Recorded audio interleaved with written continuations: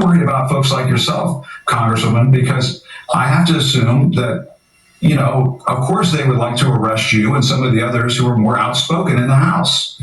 That's just me thinking that. No, you're absolutely right. It's interesting because my deputy chief, who's quite young, still has his grandmother, who he calls this particular one Nene. And so I was having to go to El Paso, and his grandmother did not know why we were going to El Paso, but she thought we were going to a detention facility. That I don't know about Jasmine going, because they want to lock her up, and they probably going to grab her and throw her in too. And so, it is sad that people are fearful. You're right. The American people are fearful, but they're not fearful about going to jail. They're fearful about not having enough money to retire on. They're fearful about their daughters having to compete with men in athletic sports. They're fearful about being safe when they walk outside because of all the crime that's being committed. That's what they're fearful of. They're not fearful about going to jail. This is clickbait. See, this is about being famous instead of doing the job that you were paid to do when you were voted into the House. You got to start doing your job and stop worrying about foolishness. Do your job. You just had one of a series of town halls. Do you think Democrats should be having more town halls right now? I know you guys have been critical of the White House and how things have been going. Do you think the playbook from Democrats should be going back to your districts and talking to people? Oh, absolutely. I mean, I think that it's what's required of us in general. I've always made sure that we do town halls, and, typically we do teletown halls, which we get thousands of constituents. We do them once a quarter without fail, so that I can kind of lay out what's going on. Usually I'm in DC when we're doing those teletown halls.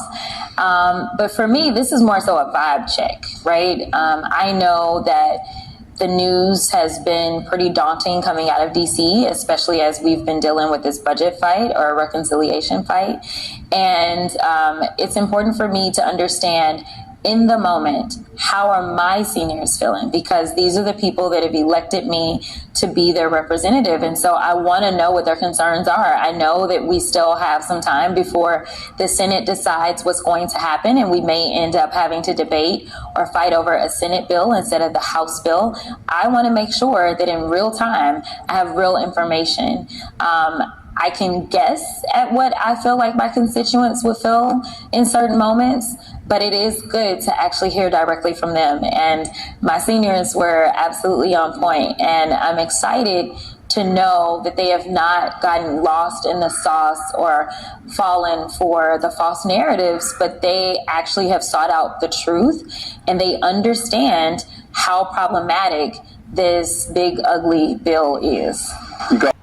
So, Ms. Crockett, I'm from Texas. So you believe having more town hall meetings is going to help you better understand what the American people are wanting.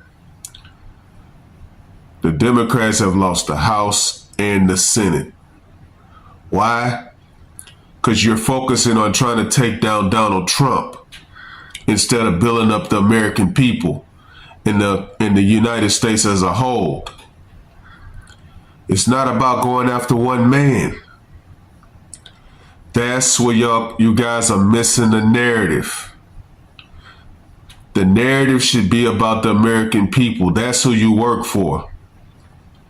As long as you're focusing on Donald Trump, you're going to lose the left. It's not about having town hall meetings. You know exactly what the American people want. We want lower taxes.